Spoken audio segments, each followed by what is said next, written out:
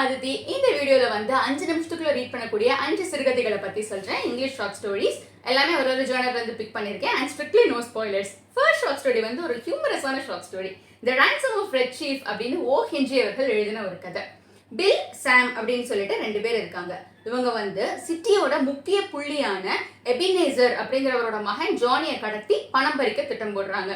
ஜானியை கடத்திட்டு அவங்க அப்பாவுக்கு அனுப்புறாங்க ஒரு லெட்டர். இந்த மாதிரி 2000 யூரோ கொடுத்து உன் பையனை நீ கூட்டிட்டு போ அப்படின்னு சொல்லிட்டு. அவங்க அனுப்புறதுதான் தாமதம். அப்பதான் கவனிக்கிறாங்க இந்த பையன் பயங்கரமான சேட்டைக்காரன். பிராங்க் பண்றான், அவங்கள போட்டு பாடாப்படுத்துறான், மேலேறி உட்காந்து விளையாடுறான். இவங்களால மேய்க்கவே முடியல அந்த பையனை. அதுக்கப்புறம் மனசு மாதிரி சரி $2000 வேணாம், 1500 யூரோ கொடுங்க. நீங்க 1500 யூரோ கொடுத்து உங்க பையனை எங்க கிட்ட நீங்க கூட்டிட்டு போயிருங்க அப்படின்னு சொல்லி திருப்பி ஒரு லட்சம் அனுப்புறாங்க. உடனே அதுக்கு வந்து அவங்க அப்பா அங்கிட்ட இருந்து யோசிக்கிறாரு, அந்த ஜானியோடைய அப்பா. இவங்களால எல்லாம் நம்ம பையனை வச்சு மேய்க்க முடியாது, யாரு கடத்தி இருந்தாங்களோ அவங்களால இதுக்கு மேலாம் தாக்கு பிடிக்க முடியாது நிச்சயமா அப்படின்னு சொல்லிட்டு அவர் பதிலுக்கு ஒரு லட்சம் அனுப்புறாரு. 250 யூரோ நீ கொடுத்து பையனை கொண்டு வந்து கொடுத்துட்டு போயிரு அப்படின்னு. அதுக்கப்புறம் என்ன நடக்குது அப்படிங்கறத ஹியூமரஸான எண்டிங். டெஃபினட்டா எல்லா தரப்புல இருக்க ஆடியன்ஸும் படிக்கக்கூடிய ஒரு ஷார்ட் ஸ்டோரி. ரெண்டாவது ஷார்ட் ஸ்டோரி வந்து ஒரு horror slash thriller. The monkey's paw அப்படின்னு W.W. ஜேக்கப் அப்படிங்கிறவர் எழுதின ஒரு ஷார்ட் ஸ்டோரி. மிஸ்டர் அண்ட் மிஸ்ஸஸ் ஒயிட் அப்படிங்கிறவங்க ஹெர்பர்ட் அப்படிங்கிறவங்க பையனோட நிம்மதியான ஒரு வாழ்க்கையை வாழ்ந்துட்டு இருக்காங்க. அவங்க வீட்டுக்கு மாரிஸ் அப்படின்னு சொல்லிட்டு ஒரு மேஜர் வர்றாரு, ஒரு மிலிட்ரி மேஜர். வந்துட்டு டின்னர் சாப்பிட்டு இருக்கப்ப அவர் ஒரு விஷயம் சொல்றாரு. அவர்கிட்ட வந்து ஒரு மங்கி பா, குரங்குடைய பா இருக்கு. அது வந்து என்ன விஷயம் கேட்டாலும் கொடுக்கும். 3 விஷஸ் இருக்கு அதுகிட்ட. 3 விஷயம் வந்து நம்ம என்ன வேணாலும் கேட்டுக்கலாம், அது கொடுத்துரும். ஆனா அதோடைய கான்சிக்வன்சஸே நம்ம ஃபேஸ் பண்ணி தான் ஆகணும். இதனால நான் ரொம்பவே கஷ்டப்பட்டுட்டேன், எனக்கு இது வேணாம் அப்படின்னு சொல்லிட்டு நெருப்புல தூக்கி போடுறாரு. நெருப்புல தூக்கி போடுறத மிஸ்டர் அண்ட் மிஸ்ஸஸ் ஒயிட் வந்து எடுத்து வச்சுக்கிறாங்க. இங்க நாங்க அதை யூஸ் பண்ணிக்கிறோமே அப்படின்னு சொல்லிட்டு. சரி பாத்துக்கங்க அப்படின்னு அவரும் சொல்லிட்டு போயிடுறாரு. அதுக்கப்புறம் மிஸ்டர் ஒயிட் வந்து சரி நம்ம ஏதாவது விஷ் கேட்டு பார்க்கலாம் அப்படின்னு சொல்லிட்டு ஒரு விஷ் கேட்கிறாரு. அதாவது எனக்கு வந்து 200 யூரோ வேணும் அப்படின்னு சொல்லிடுறாரு.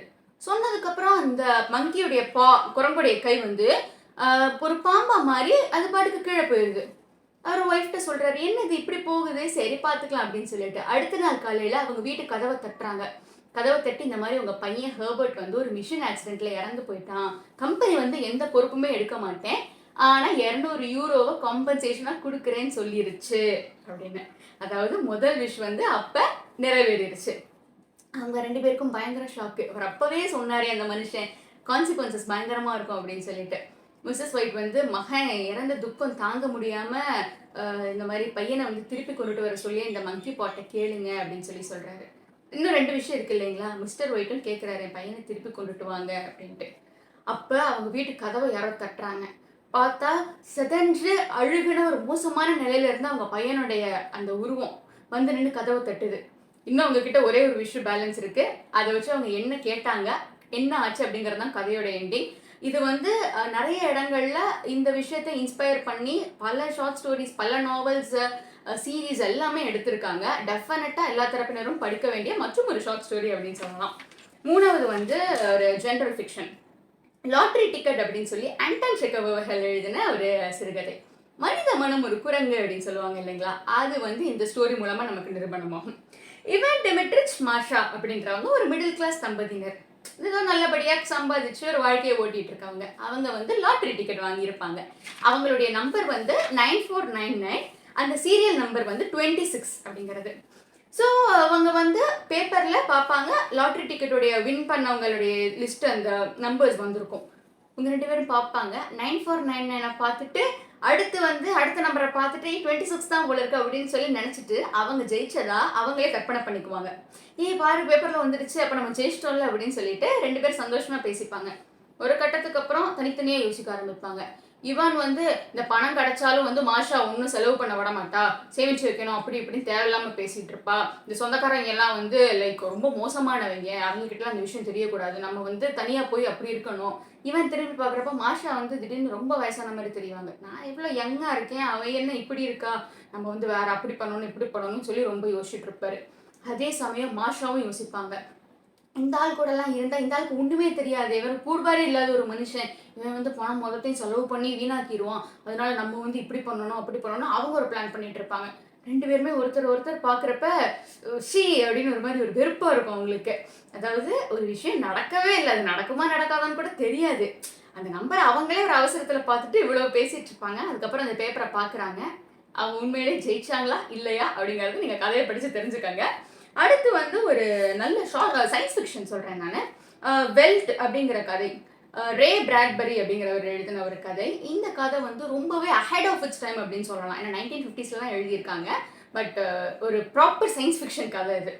இதில் வந்து வெல்ட் அப்படின்னு தலைப்பு இருக்கு இல்லைங்களா? வெல்ட் அப்படின்னா சவுத் ஆஃப்ரிக்காவில் இருக்கிற ஒரு லேண்ட்ஸ்கேப் அப்படின்னு அர்த்தம். ஒரு புல்வெளி அப்படின்னு இமேஜின் பண்ணிக்கோங்களேன். சிங்கங்கள்லாம் லைக் அந்த மேய்ஞ்சு ஒரு சந்தோஷமா உட்காந்துருக்கிற ஒரு புல்வெளி அப்படி வச்சுக்கோங்க. இந்த கதையில வந்து முக்கிய கதாபாத்திரங்கள் ஹேட்லி ஃபேமிலி அப்படிங்கிறவங்க.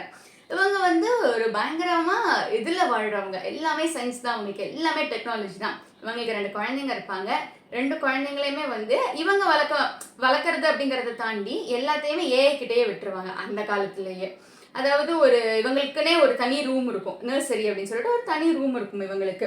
அதில் வந்து இவங்க ஒரு வெல்ட், அந்த குழந்தைங்க ஒரு வெல்ட்டை செட் பண்ணியிருக்கும். அதுலேருந்து லைன்ஸ் எல்லாம் பயங்கரமாக எப்போ பார்த்தாலும் கர்ஜிச்சுக்கிட்டே இருக்கிற சத்தம் கேட்டுகிட்டே இருக்கும். அந்த குழந்தைங்களை அந்த இடத்துல இருந்து பிரிக்கவே முடியாது அவங்களால. இவங்க வந்து பிஸியாக இருப்பாங்க.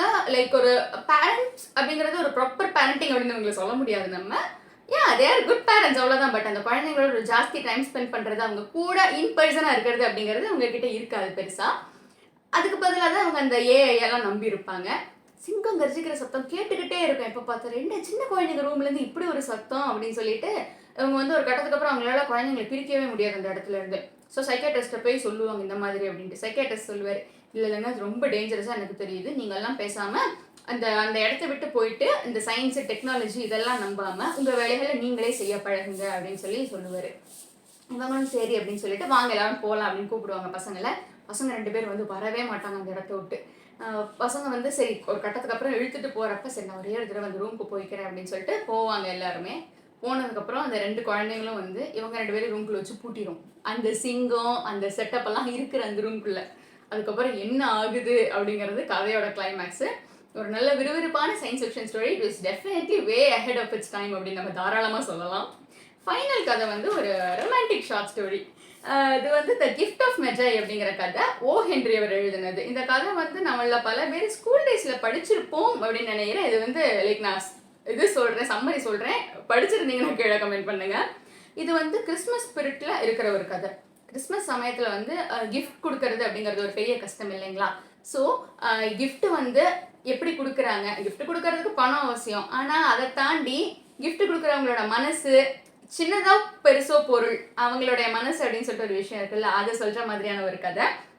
இது வந்து வெல்லா ஜிம் அப்படின்னு சொல்லிட்டு ஒரு கப்பல் வாழ்ந்துட்டு இருப்பாங்க. ரொம்ப கஷ்டப்படுற ஃபேமிலி அவங்க. ஆனால் என்ன விஷயம்னா, ஜிம்மு கிட்ட அவங்க அப்பா கொடுத்த ஒரு வாட்ச் இருக்கும், நல்ல வாட்ச். ஆனால் அதுக்கே ஸ்ட்ராப்பு போட முடியாது, ஒரு செயின் போட முடியாது, அதுக்கே ரொம்ப கஷ்டப்பட்டுட்டு இருப்பாரு.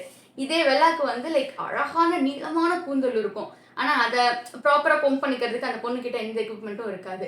ஸோ 2 பேரும் கிறிஸ்மஸ்க்கு கிஃப்ட் வாங்குறதுக்காக வெள்ளா வந்து தன்னுடைய முடியை வெட்டுறா, ஜிம்மு வந்து தன்னுடைய வாட்சை விற்கிறாரு. வித்து என்னத்தை வாங்குறாங்கன்னா, வெள்ளா வந்து வாட்சுக்கு செயின் வாங்குறா, ஜிம்மு வந்து ஆர்னமெண்டல் கோம் வாங்குறாரு.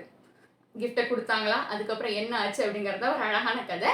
இந்த 5 கதைகளுமே வந்து நீங்கள் படிக்க ஆரம்பிச்சிங்கன்னா டெஃபினட்டாக 5 மினிட்ஸ், அதிகபட்சமாக ஒரு 5 to 10 மினிட்ஸில் ரொம்பவே ஈஸியாக படிச்சிட முடியும். அதே சமயம் இது எல்லாமே வந்து ரொம்பவே ஃபேமஸான சிறுகதைகள்.